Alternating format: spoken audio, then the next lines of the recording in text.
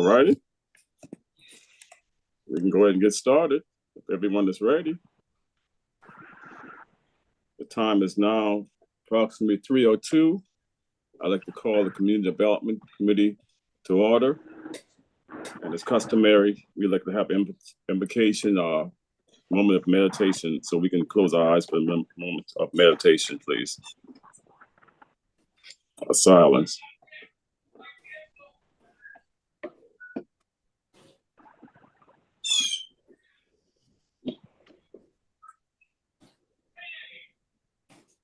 Amen. Thank you. Now we move on down to public participation. I think we must have Mr. Anthony Bryant is on the line. And we'll give him 2 minutes. Yes, that is correct. So, Mr. Bryant, if you're with us, you just press *6 to unmute yourself.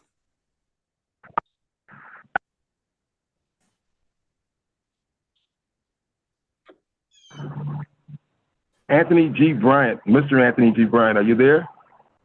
Yes. Yes, sir. We can hear you. Great. How y'all doing this evening? Pretty Incredible. Good. I have a point of concern regarding notice. I was at a BZA meeting on for Cortland Avenue and Rutledge Avenue on this week, and the issue was the weather. We need weatherized notices for these public hearings. The notices are part of the Administrative Procedure Act, as you know, and so people are very confused in terms of these technical boards. They're all lay persons in my community. They were very unaware in terms of what was going on. It requires for the BZA and these technical committees to have an architect or someone with a land use background. Although I was a member of the Board of Zoning Appeals for many, many years, I understand what was going on.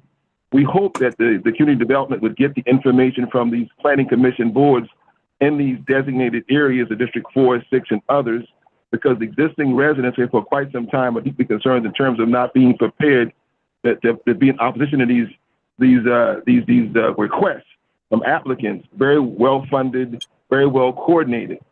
Lastly, I was at the Ports Authority meeting today and also made comments to the Attorney General's office as well in terms of the Ports Authority's ability to try to come to the school board to get money for a billionaire.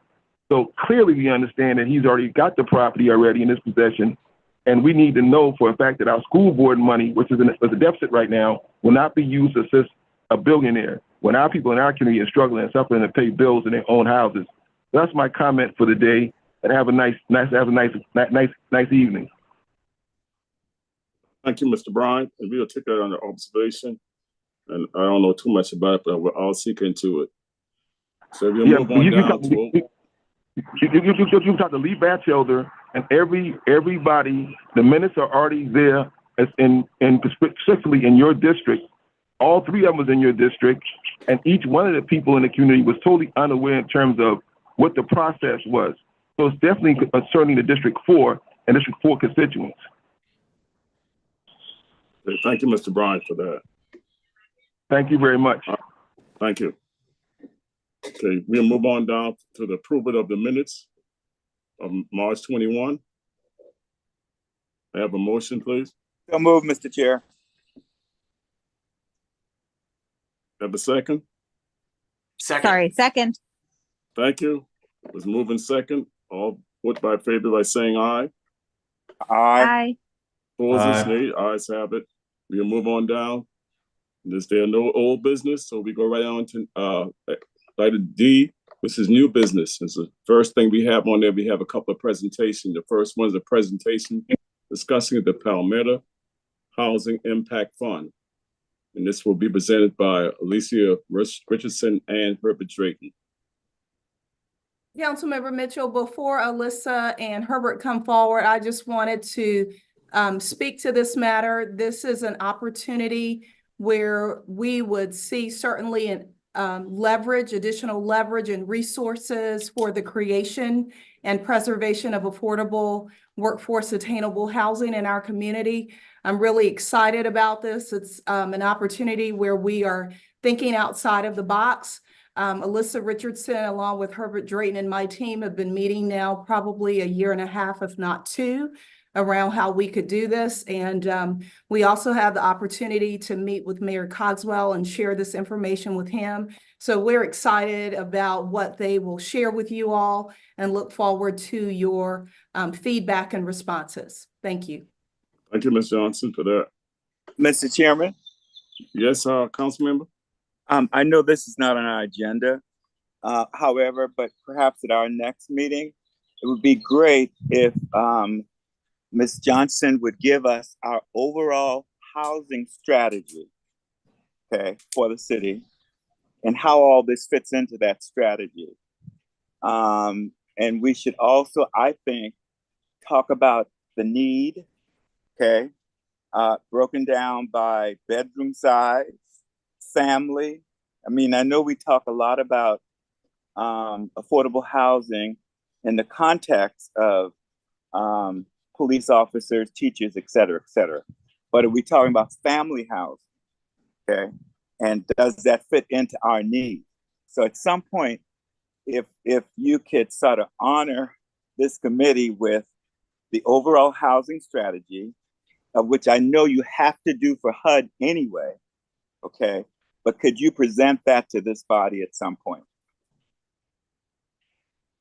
Yes. Okay. Yes, sir. I could. Thank you. Okay, I'll move to Ms. Johnson. I think she'll take that up in consideration. We'll have that. We'll look at that and see if we can have it at our next meeting. So we'll move right along. Mr. Chairman, Councilmember Parker has her hand up. Oh, Councilmember Parker, I'm going to see it. Thank you.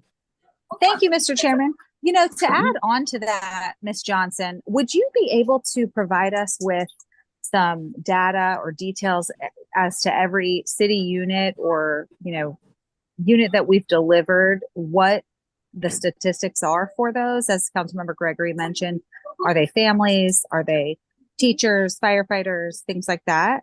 Are we able to be provided with that type of data? So, Councilmember Parker, we can certainly provide the number of units, and we could provide overall information on their location. Some of that data is currently in our comprehensive plan as well as our con plan. Relative to who lives there might be a little bit difficult, but we will look at what we have and provide it. And then if there's additional information required that we can share, we will make every effort to do that. Okay, thank you. You're welcome. Thank you. All right, any other questions before we move forward? So we can move on to Ms. Richardson and Mr. Drayton for their presentation. Mr. Chair, Mr. Mayor, council members, and other committee members, thank you so much for this opportunity to present to you today. I'm not so sure regarding the logistics. We did prepare a short deck. Gianna, I don't know if we're prepared to spin that up, but I'm prepared to go with or without. Yeah. Thank you. I think you go to slide 3.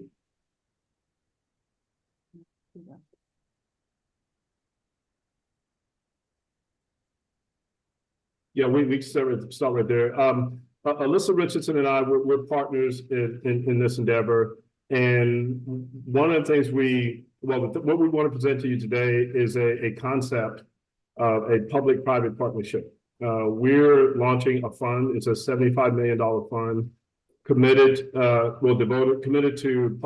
affordable and workforce housing in this region. It's not a fund that's going to be deployed in North Carolina or Virginia. This fund is specific for the Charleston region, Charleston, Berkeley, Dorchester region. It's a $75 million fund. It is a matching fund. And the thesis supports impact along with reasonable returns for our limited partners. We believe that affordable housing doesn't necessarily need anything innovative to solve, but it just needs a different approach. And our approach supposes that we will match dollar for dollar with housing projects that the city has up to this point. We want a partnership with the city of Charleston and our other partners in the Tri-County area, along with corporate partners as well. We've obviously had conversations with Gianna, met with the mayor and Gianna's team to discuss this model. We've also met with other municipalities in the area as well as corporate partners. We will do dollar for dollar match on projects up to $75 million, which is the top end of the fund. We anticipate that the partnership with the city is important because the city has the pipeline. The city will vet projects. They know where the need is, and the city will present opportunities for us to invest alongside them. Not necessarily, we will not touch taxpayer dollars. We will have a separate investment committee. And we'll be prepared, once approved by our investment committee, to commit patient capital to initiatives across the city. It actually enhances what the city is doing. The relationship with the city is important, and we are asking for a letter of intent from the city to partner with us in this regard. There are no major or minor economics involved from the city's perspective. We're not asking for any dollars to be committed to our fund. We're not asking to touch taxpayer dollars. We believe that the capital we're bringing to the table is discounted. Typical VC looks for 3 to 5x return on committed and investment capital. We believe that our partners, our limited partners who will commit to the fund, they will understand that this is an impact fund. So the returns will be somewhat reduced. But at the end of the day, you guys have some really good questions for John initially, talking about the impact of the resources the city has already committed to affordable housing. We believe that we could be a multiplier for those dollars that the city will be investing. It's a low risk, actually zero risk commitment from the city, because we're not asking the city to commit X dollars in projects or anything. If our investments, we're committing to our partners that we will give them an 8% return on committed capital. As long as we meet that threshold, the city will determine which projects they would like us to participate in, and we'll just walk alongside you with patient capital. The fund, we want to invest all the resources in 3 to 5 years, expecting to return the invested capital as well as the 8% return back to our investors over a 10-year period. I'll pause there and ask my colleague Alyssa Richardson to fill in any major gaps that I may have missed. Good afternoon. Just picking up from there, Herb laid out kind of our overall thesis of the fund, and I'll kind of go through this as quickly as possible so I'm not belaboring the point, but this slide is just what we already know. We know there's a great need across the region, and so that was the inception of this fund. And just a little bit about my background. I'm a native of South Carolina. I went to Harvard for law school and have spent some time in politics working with the financial sector. And so we know that there are dollars out there available for projects that are mission-based, that have an impact, and importantly, focus on closing these gaps in cities like Charleston that are experiencing this dramatic need in housing. Kind of to y'all's questions earlier, the reality is Gianna and her team have been providing units from A to Z, big A affordable, as we like to describe it, all the way through workforce housing. And so that's really the design of this fund, to come alongside what the city is already doing, but just to match it dollar for dollar. Essentially, we've been having this conversation, as Herbert said, with a number of folks throughout the region. And so it would be, as I said, a one-to-one match, a co-investor model is how we describe it. These are some highlights of the numbers that Herb just ran through: the size of the fund, the length of the fund, our general target that we're going after in terms of new build and acquisition, and also some home ownership models in there as well. And then I have provided a sample deal that we can kind of walk through slowly if there are questions about that. But the highlight of this is that it's a co-investment. We are raising dollars in the private sector. It's a private fund. We actually aren't allowed to publicly ask for dollars. It's a private fundraising process. But what we then get to do is come alongside investments, dollars that the city is already committing to particular projects, so long as there is a certain amount that is serving the income level that the city is determining based on y'all's requirements. And we simply are able to put that capital alongside for smaller returns than what a developer would find elsewhere. The last thing I'll say before I pause here for questions, a key piece of this matching co-investment fund is that we are going to be funding and underwriting and looking for qualified developers who are already in the space, often already in Charleston, but could use this particular tool in order to increase the affordability in the developments that they're already bringing through the pipeline. I'm going to pause there and ask if there are any questions that you all have. Ask, Mr. Mayor? with regard, sorry, Mr. Chairman, may I? Go ahead, sure. In this flow of funds, the fund is investing initially 5 million, and then the city invests 5 million. Is that, do you envision that happening simultaneously, or you would invest pursuit dollars, and then once a deal is established, then the city would come in, or is this done on a pro rata basis if it was a $10 million initial investment? And then my second question would be, in terms of the exit, I'm looking at, there'd be a fund and asset management over life, which is pretty typical of the life of the fund. But when the asset is sold or there are returns to be made, you're saying, is the priority in distributions, fund investors receive returns, that's return of capital plus a defined return before the city's capital is returned, or is it all capital return and then any sort of profits distributed? You follow me? Yeah, I do follow you. It's the latter that you described. And to your first question, it really is going to be a deal by deal basis. Typically, we wouldn't want to call all of our capital immediately. We would want to, wait until the project is ready, particularly for when we're getting to the construction piece of it. But really, Mr. Mayor, it would be a deal by deal analysis as to when is the point in which we're infusing the capital into the project. And So really, if I may add, we don't plan to source deals. We plan to work with the city. The city will source the deals and present us with deals to potentially invest in. So we're defining the structure. You are a funding source to co-invest with us on. Okay, that's a big clarifier for me at least. And then in terms of this MOU. Really, just be absolutely clear, there is no commitment financially or otherwise from the city. It is more an expression of interest to help you solicit investors. Well said, sir. Well said. And it's a non-binding LOI.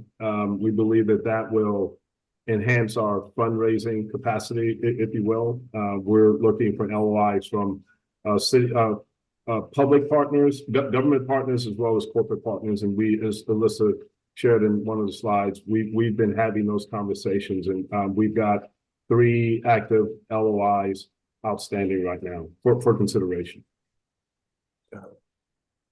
Okay, you finished, Mr. Mayor? Yeah, sorry. Okay, Councilman Gregory, I think you had your answer. Yeah, I did. And maybe it's obvious, I just don't get it. Who owns the project? Number one. Number two, the 30-year commitment, right? In terms of income restrictions, based on what I just saw, I think you just left what I was going by. Could you go back to the old? Yeah. 30-year income restrictions remain in place, right? And so after the 30-year, what happens? It becomes market rate. Alyssa, go ahead, Alyssa. I can take that one. So typically at the end of the life of these sorts of projects, whether it's this particular fund model or say a LIHTC or low income housing tax credit, the property is available for hopefully a subsequent fund or a different fund to essentially purchase that property and refinance it. There are a number of models out there funds specifically for capturing these types of properties so that they don't return to market rate. What we at least contemplate in our fund is by having the city as a partner and having that tied to the deal, we are able to limit the income restriction for some amount of time. And so it would be up to subsequent funds as to being able to purchase that. At some point, you need a capital infusion for repairs and maintenance after the life of a certain property. And so, yes, our hope would be that it would be available to be repurchased and kept at that rate of affordability. Councilman Gregory, you have another question? Is that clarified what you was? I did want to answer the first part. We will be partners in terms of the projects. We will be ownership pro rata, but you know, we truly want this to be our partner's project. If the city brings a project to us, we really want the city to be the primary owners of the project, or whatever fits into your current strategic model. Our goal is to fit seamlessly into your strategy and not create one-offs or tangents that folks will have to manage. Okay, thank you. That's the answer I was looking for. Thank you. Mr. Chairman, Council Member Parker has her hand up as well. Councilman Parker, you can go ahead. Thank you, Mr. Chairman, and thank you, Mr. Mayor, for seeking that clarification. Thank you, Mr. Drayton, too, for your follow-up. Okay, that's it. Councilman Appel, you have a question? No, sir. I'm saving my question for a little later. I'm going to spare y'all. Thank you. Okay, I hear. Okay, yeah. My question was not a question, but a comment was with making sure after the 30 years income, what was going to happen. I don't, you know, we had a lot of housing and we look at 30 years, and sometimes 30 years not long enough sometimes. So I want to know what's going to happen after 30 years if they go to market rate. And I think it's just killing the housing stock, so to speak, so far as affordability or attainable housing. But I understand fully what you all are talking about, you know, what you're saying. And, and council member, if I may sort of add a final point to this, you know, the fund will be a 10-year fund. So what happens at year 30? We want to make sure that we can find a way to give the city the leverage to extend these properties beyond the 30-year. You know, we probably will have exited the investment by that time period. But on the front end, we're hoping to give the city leverage to position these properties for the long term outside of what is currently the standard. So hopefully we're capital partners in this, and how you leverage that capital to extend the sort of the life cycle of these properties. We highly encourage you to be creative in that regard as well. Councilmember Mitchell, I would also remind the committee, especially when you look at the deals that the city of Charleston has invested in more recently, our terms of affordability are actually longer than the 30 years. So correct. To both Herbert Drayton and Alyssa's point, it would just be a matter of the structure. Most of the deals where we invested bond dollars are 60 years on average, some are 40. And I would also remind us that in addition to those terms of affordability, we also will own those properties and the improvement at the end of those lease periods, because we did options to lease and ground leases with all of the bond projects, especially where, and this is all of the bond projects where city land was involved as part of the investment. All right, thank you for that answer. Sure. Yes, sir. Any other questions, Mr. Mayor? Good here. Oh, you good here? Okay. Well, I think we need a motion that we proceed. Is there a motion that we proceed? I'll make a motion that we proceed with the LOI that's been discussed today. Okay. Second. Okay. It was moved and second that we proceed with the LOI that was presented. All in favor, vote by saying aye. Aye. Aye. Opposes? The ayes have it.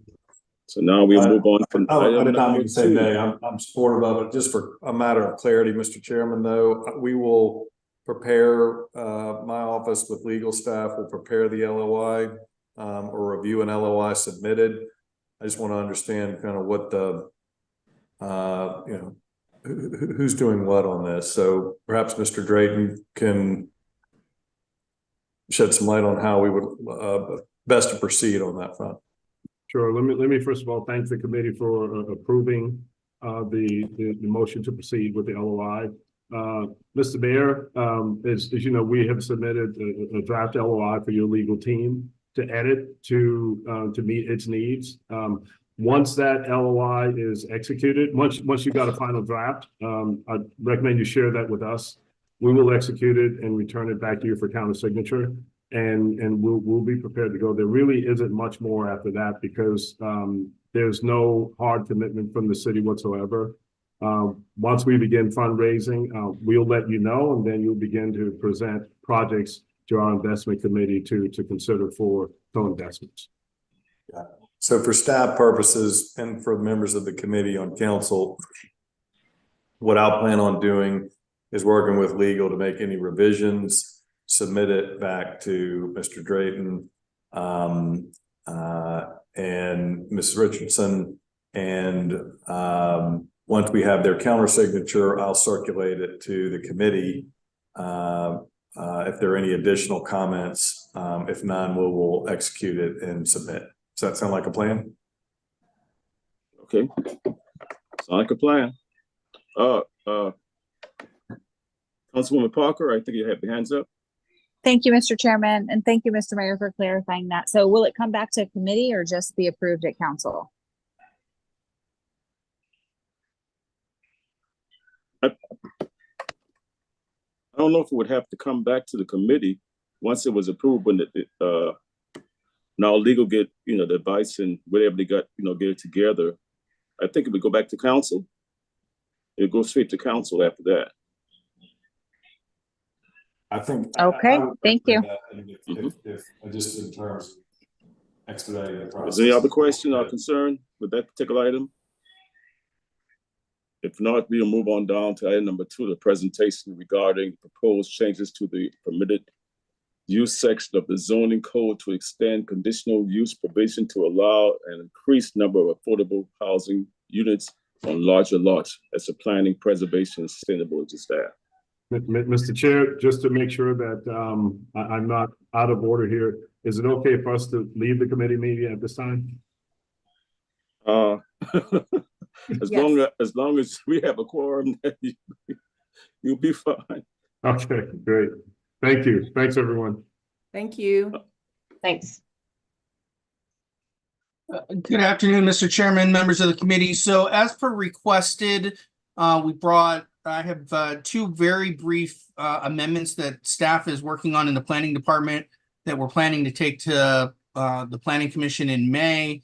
And we wanted to have the CD committee hear about these first, offer us any suggestions they may have as we're refining the drafts of these amendments. Although these amendments are, again, relatively minor, before these would go to the planning commission next month for a public hearing. Want to make sure everybody can hear me okay, right? Mr. Chairman? Loud and clear. All right, good. All right, so the first amendment that we're working on for the May Planning Commission meeting, this is an amendment that was sparked by a conversation that our zoning administrator had with a development group that is looking, they've already done a project like this in North Charleston, but they're looking and they're doing this in other communities as well, where they're looking at the shift in the hospitality industry. And what they're seeing is that there are properties, particularly properties where you have that are set up as kind of extended stay type motel suite deals, where those are transitioning into other things other than being an accommodations use. In many cases, they're transitioning into an affordable option for multifamily housing. And so looking at our code, we didn't really, there was a couple properties they were looking at. Our code didn't really accommodate the ability for one of these types of locations to transition. And so we internally had this conversation about, well, how would we accommodate that? Again, looking at life cycles of properties, looking at our resilience and sustainability models, where it's always better if we can reuse something instead of having to tear something down and build something new. We are proposing this a new amendment that would just expand within the current conditional use approvals for affordable housing, the ability on these larger lots for them to have an increase in the number, essentially the number of affordable units that could be done on those properties, but do it where before we had some flat square footages, do it more in a range model where it's based on a calculation based on the square footage that would be required per lot per bedroom. So for instance, so what you see on the slide is the amended table. This is essentially what all this amendment involves, is just adding these additional rows within this table and then striking a limitation that capped the number of affordable units at 22. This would allow for going all the way up to 80 bedrooms instead of 22 bedrooms. And so the example I give here is just if you have a GB zone property, that GB property is 80,000 square feet of lot area. Now you would be eligible for up to 80 bedrooms of affordable units. Again, provided you meet the other conditional use requirements on that site, where right now you'd be capped at just 22. And so that's all this amendment does. It adds some additional opportunity, I think, for the future, for when we do see some properties that may look to convert from things like an accommodations use and may be a good fit for smaller scale affordable housing. So that's this first amendment. I can go on to the second one, or I can answer any questions on this one if anyone on the committee has any questions. I think we'll let questions come first after each. I think Councilman Gregory, I think you had your hands up. Yeah. Help me out here a bit, okay? And forgive my ignorance. We want to increase the number of affordable housing units above the previous maximum of 22 bedrooms on larger lots based on a minimum lot square footage of calculations. Can you kind of just translate that for me? Because I can't. On one level, we talk about affordable housing units, and of course we know the units have bedrooms, right? Right. Why do we?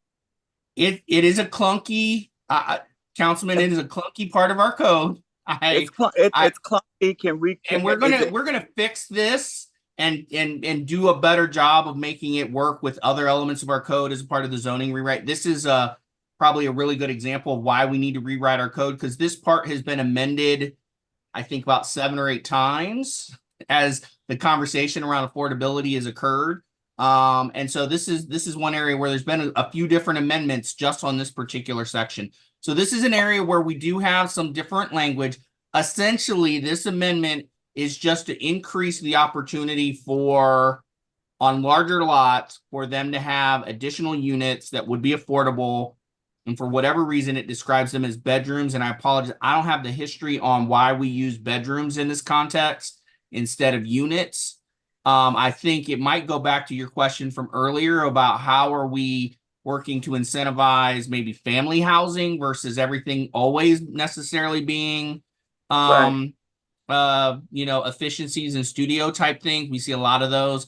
But unfortunately, that was one of the amendments from before my tenure with the city. So I will get with our zoning administrator and figure out why exactly, if he recalls, why there was that kind of shift from a dwelling unit description to a bedrooms description. Mr. Chairman, I'm totally confused. I'm Yeah. sorry. I think if I may, Mr. Chairman. Mayor? Oh, yes. I'm confused too. Mr. Summerfield, you know, you make a good point that this is clunky. I gotta ask, given the fact that we are rewriting the zoning code, how necessary is amending the current one versus potentially giving a variance to a specific use? I mean, are we running into a lot of situations where we need to modify this in the period between now and when we rewrite the code, or because it is clunky, it is confusing? I'm curious about just having potential unintended consequences by doing a wholesale revision versus just doing it case by case and granting variances. Yeah. So, and we did have that conversation, Mr. Mayor, because your chief of staff brought that back to us as one of the things she wanted us to really legitimately think through. We haven't, and we did a little, kind of mini think tank on it. We're not seeing where there would be an unintended consequence of making this amendment. The issue is our Board of Zoning Appeals is really good about not granting variances to the code, as again, ideally they would be. And so that was why we thought we'd make this amendment, because we know of at least one developer. Again, we've been reached out by a couple with just a general question. So we don't know how prevalent this is going to be. Is this one a true one-off that would be just one property coming in the time between now and the zoning rewrite? Or is this something where we have multiple properties, and how do they justify the variance of basically asking to break the existing code allowances? And so that's why we were supportive of increasing the density, because again, we kind of really brainstormed on it and we could not come up with okay, well, this will blow it up kind of scenario. But I will go back and I'll have another conversation with Lee. Again, this is a proposal that we would be bringing to the May agenda, kind of hearing maybe there's some additional conversations that may need to be had. So we just, we can hold this from Planning Commission and take a look at it later this summer if it really needs to happen.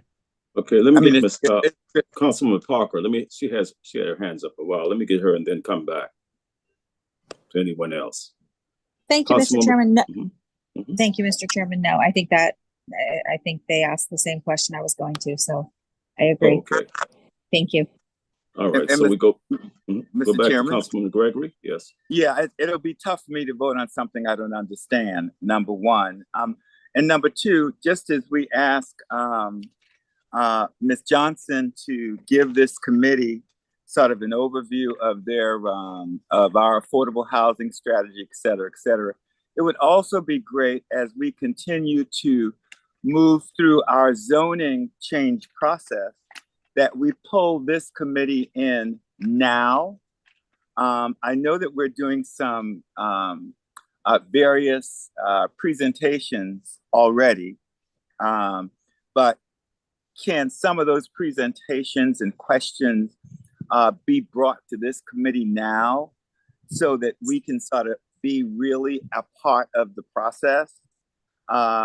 And I know this is going outside the scope of the expanding affordable housing units for larger lots, but I'm just saying again, something that I hope that we can put on this agenda for this committee is, where are we with respect to making zoning changes?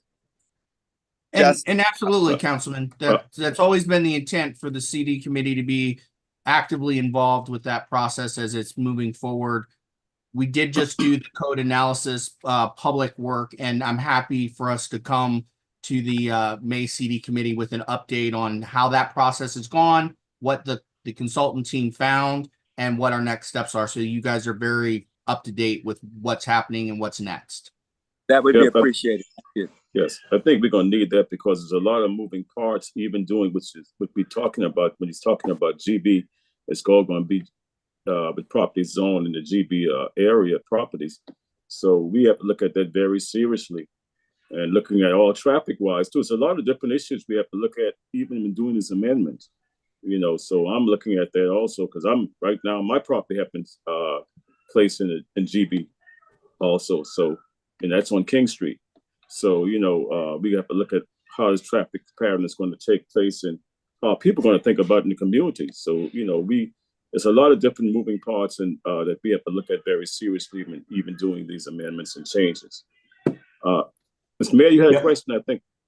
Well, two things. I was going to make a motion that we defer this until getting more information from the planning department.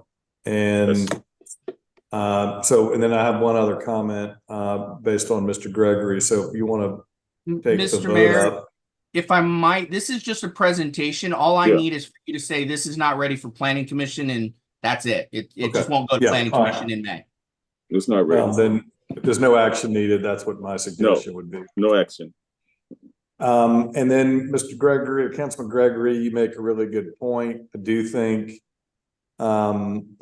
sooner rather than later, we should get a pretty thorough presentation from the consultants that we have hired to do this zoning rewrite. I'll just go on record by saying I have some concerns while we're still in the gathering of information phase per the contract.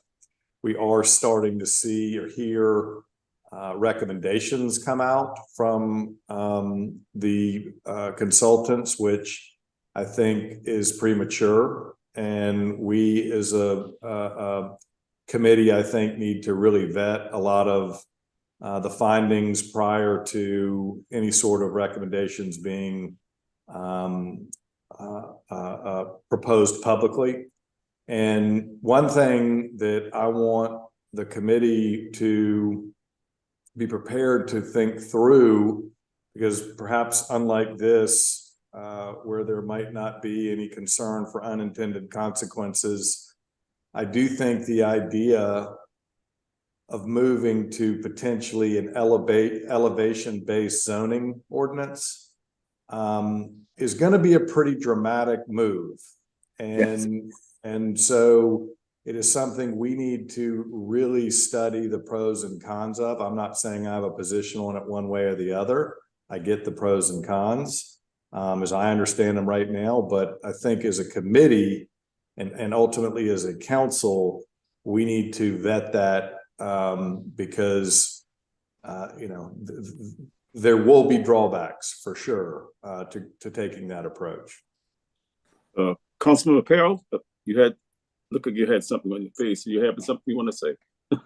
A lot of things here. I completely agree with the mayor that this complete zoning rewrite process is a monumental undertaking. I've been a little concerned, frankly, by the lack of any information that council's received on any of this. The city of Charleston spent almost 2 years putting together our short-term rental ordinance. This was before my time on council, but this is when I was on the Board of Zoning Appeals. And that was just maybe 2% of our zoning ordinance. And that was a 2-year process. And guess what's going to be back at issue when we're redoing our whole zoning ordinance? That's one of the big issues. The mayor touched on another enormously important issue, this elevation-based zoning. I mean, this is an extraordinarily complicated, very important process, and we all need to be engaged and involved. This cannot be something where consultants get 80% down the road, something plops on an agenda, 4 days before a meeting, and we're supposed to be scrambling on Zoom talking about this. It's just not the kind of project. I'm a huge proponent of our zoning rewrite. It needs to be rewritten. It's a tremendous opportunity for us, but we need to get a lot more synchronized with what's going on at the very least. As far as this specific proposal that we were here talking about today, I think we do need to loosen up our zoning and allow for more diversity and flexibility in the form of density and different configurations of housing units. I think this is the missing middle. This is one of the many regulatory reforms we can do to increase the stock of public housing, allow private development to help fund a lot more of this housing. So the world and the weight is not entirely on Ms. Shaw Johnson's shoulders all the time. She does an awesome job, but I don't know if we can do 10,000 units by ourselves. So all these are very important issues.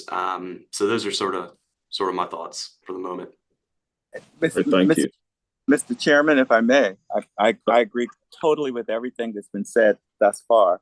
But I think that what also needs to be put into this mix is equity and inclusion. And most of the council members that are on this call clearly understands that as a part of the city plan and the comprehensive plan, we provided direction on making sure that the zoning changes take into account equity and inclusion. So for me, it would be very, very important that our equity and inclusion person, okay, if she's not already, be a part of these discussions so that we're not at the last minute, okay, holding up things, okay, because they weren't considered. So I totally agree with everything that the mayor has said, and of course, what Council Member Appel has said. But I do think we need to get on this early so we're not making sausage on the floor of council when it comes before us. That we have a good, clear understanding as a committee, okay, what we're going to recommend to the body of a whole. Thanks, Mr. Chairman. All righty. Any other observation? I believe when we get to that point, we might have to have a in-person meeting on that point, because I think I think it's going to be very heated. I think so. I think we need to have an in-person when we get to that point and bringing all this information back. I think I'd like to see things face to face on that point. Okay. Absolutely. So we can And move right Mr. along. Chairman, I might also recommend when we do that in a workshop fashion where that's the agenda item, because again, I think that's a much more involved conversation for the committee than I anticipated these amendments to be. So that would be my recommendation, is not only is it in person, but it be in a workshop format, with that being the agenda item. Right. Maybe That's what I not was. during the normal meeting. That's what I was thinking. Even if we do it, that'll be the only thing on the agenda. You know, one thing with me, I don't like to be there all day. You know, I don't like long meetings. But Absolutely. any other observation? We can move on. I think you have something else to. All right. discuss. Well, this one, I think, again, we've been thinking about those unintended consequences, and this is one where we believe is a fix based on some consequences. I don't know that they were unintended, but they're the reality. When we established both the BAR small and large, when we divided those two up, I believe that was in 2017, if I remember correctly. We set a limit to categorize what projects go to large and which ones go to small.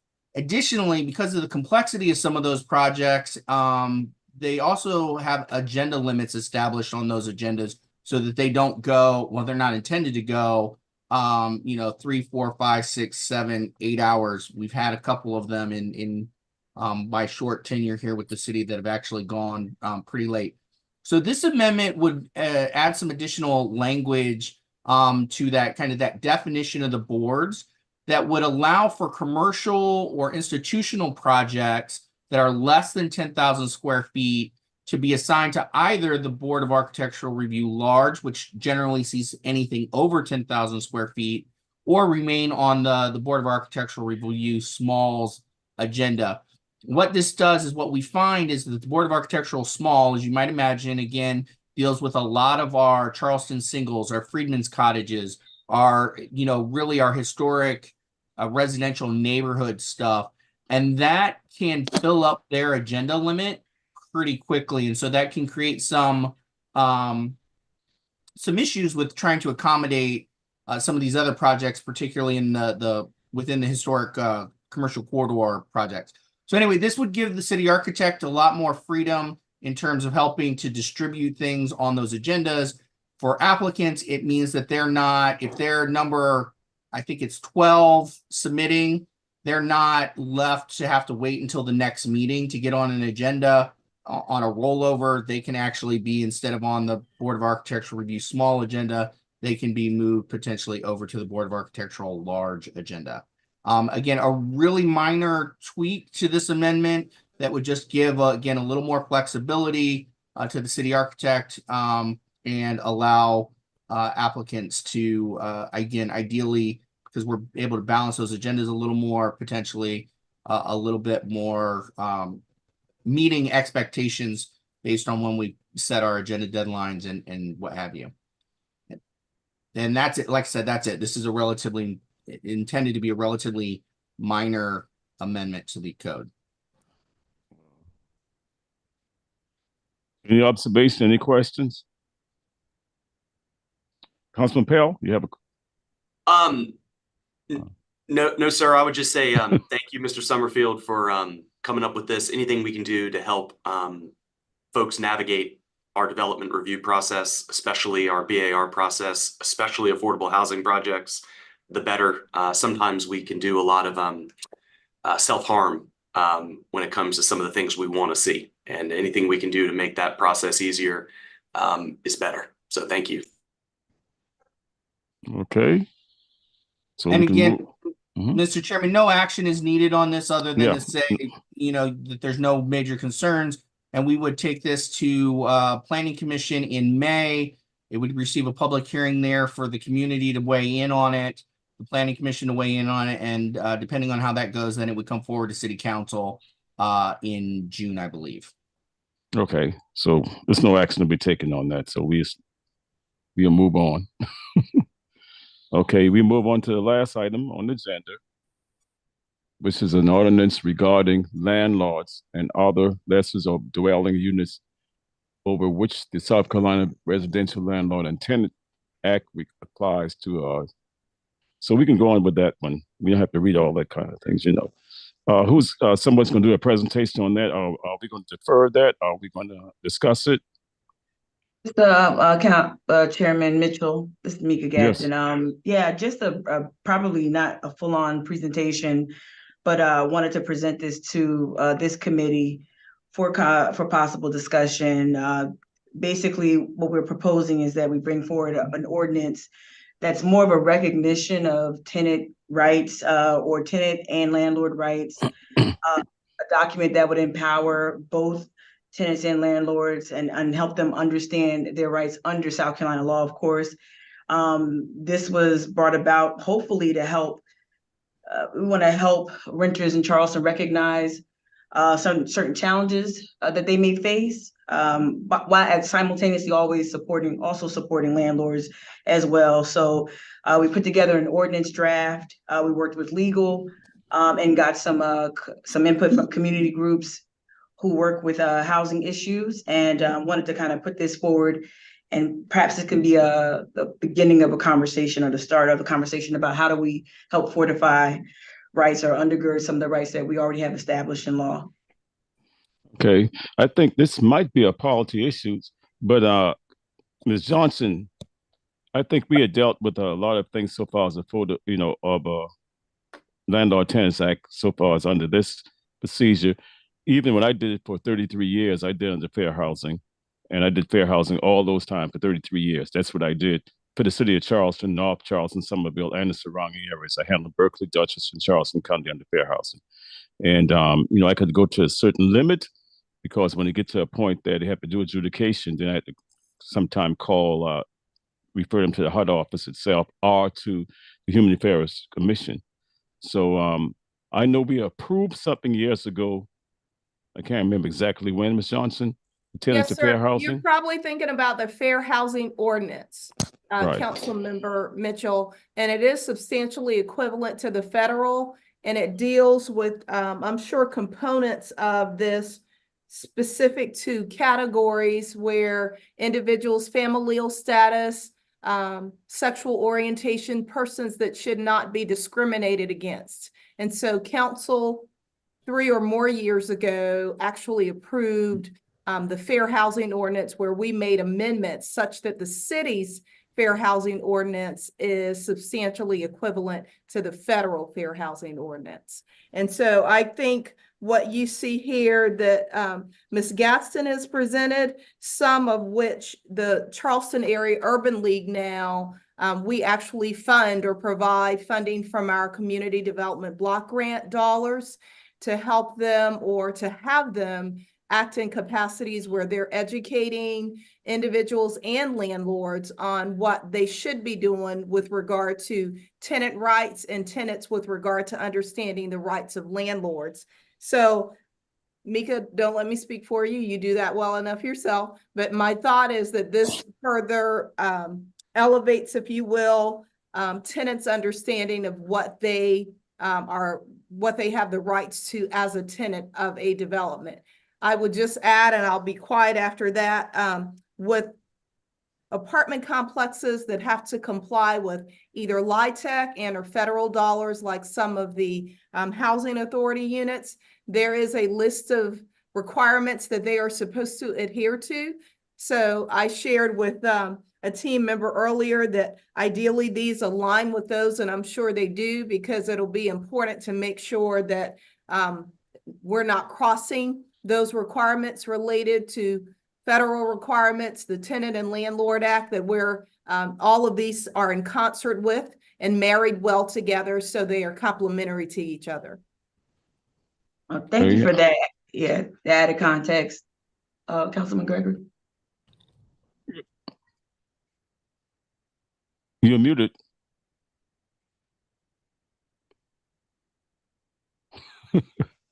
Yeah, I think, I mean, a great catch in terms of trying to make sure that we bolster folks who are applying for housing on what their rights are.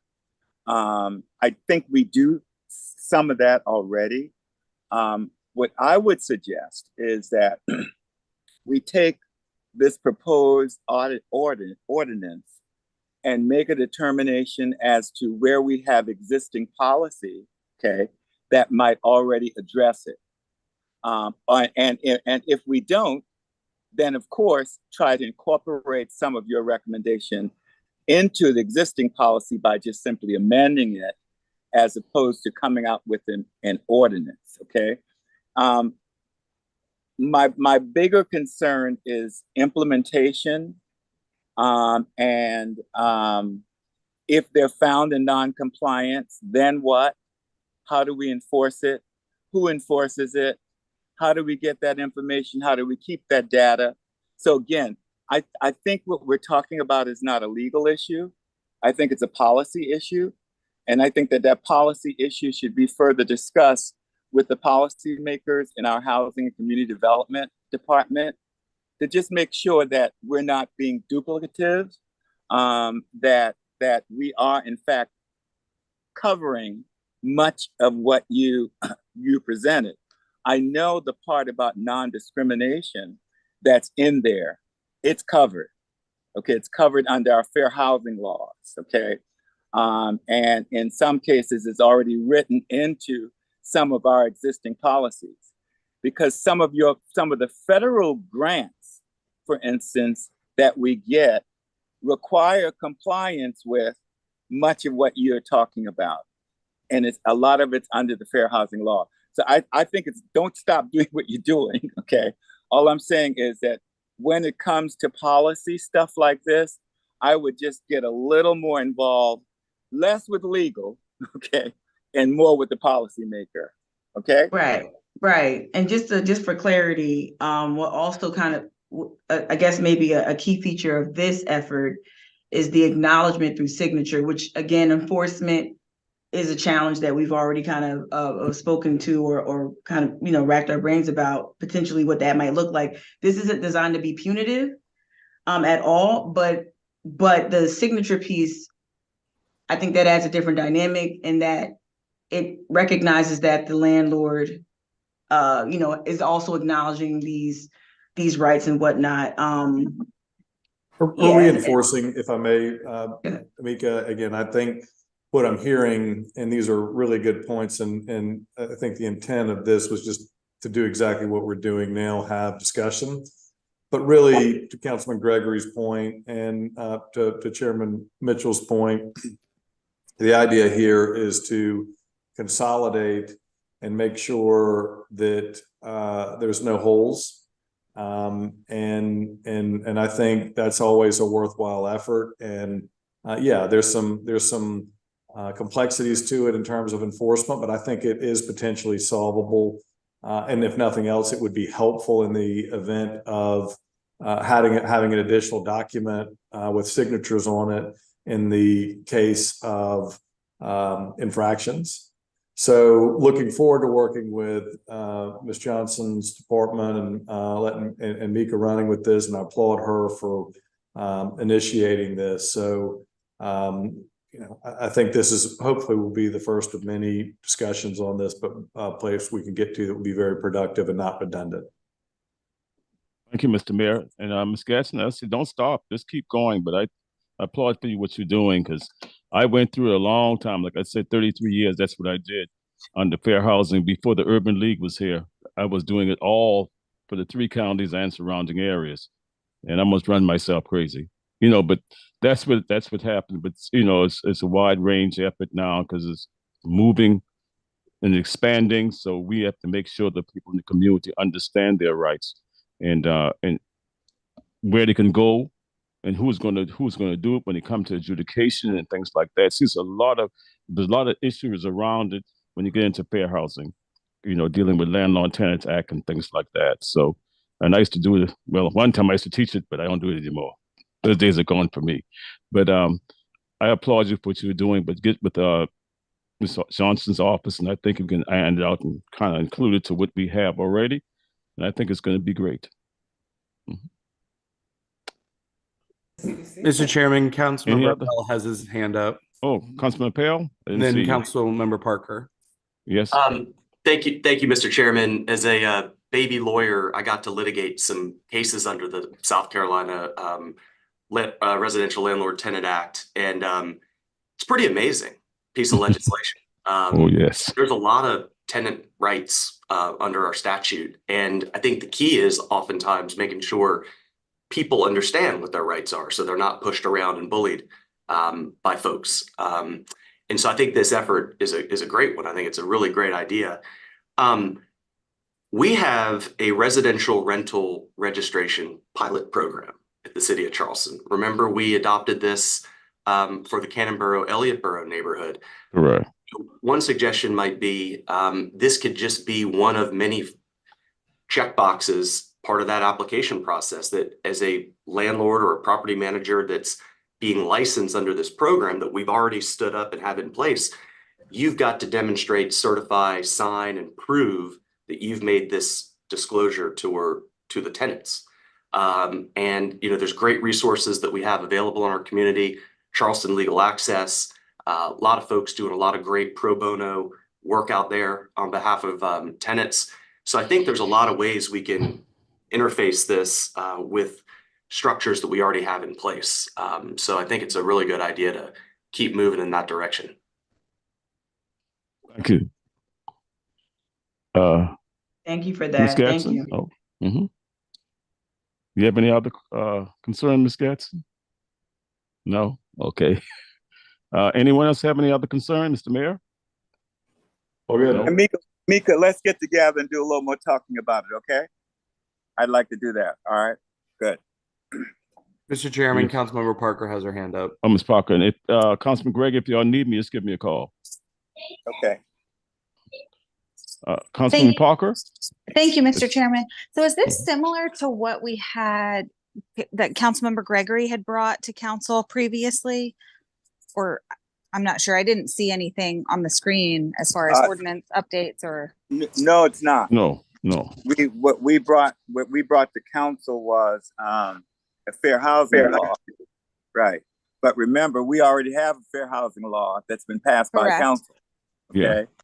So I really didn't need to have to bring that there, actually. I mean, except to try to get us to have some enforcement authority. That's really what that was about. Okay, but this is not the same thing. It's not the same thing, but it does fit under our existing fair housing provisions. Okay. And that's why I think that it's important that we look at the policy, but we look at the policy and with the policy makers. Okay. understand and agree. And I just, our limited capacity of city, staff and resources. I think we have to take that into consideration, as we've discussed previously. But I just wanted to make sure, see if this was separate or similar. And I think that something that's more important that it gets to Councilmember Appel's issue is, okay, we need to determine who this applies to. Okay, we're not clear yet on are all landlords. Is this applicable to? I'm not sure. So again, I think that there are questions that we need to answer so that we could properly sort of implement where necessary. Because it may not apply to everybody. I mean, we know on the public housing side, I mean, there is a tenant bill of rights. When you walk in those offices, you see it. On the wall. By law, it's required to be there. Mm-hmm. Okay. So my question still is the applicability of this and to what landlords. Is it across the board? Again, those are just questions I think that we need to answer. All right. Any other questions or concerns? No? I think that's the last item on the agenda, I believe. Yes, sir, Okay. it is. I know we had amended. So if we don't have any other questions or concern, we can adjourn. Thank you, sir. Thanks. Thanks, Take sir. care. Thanks, everybody. All right. Bye-bye. Take care. Thank you. Take care.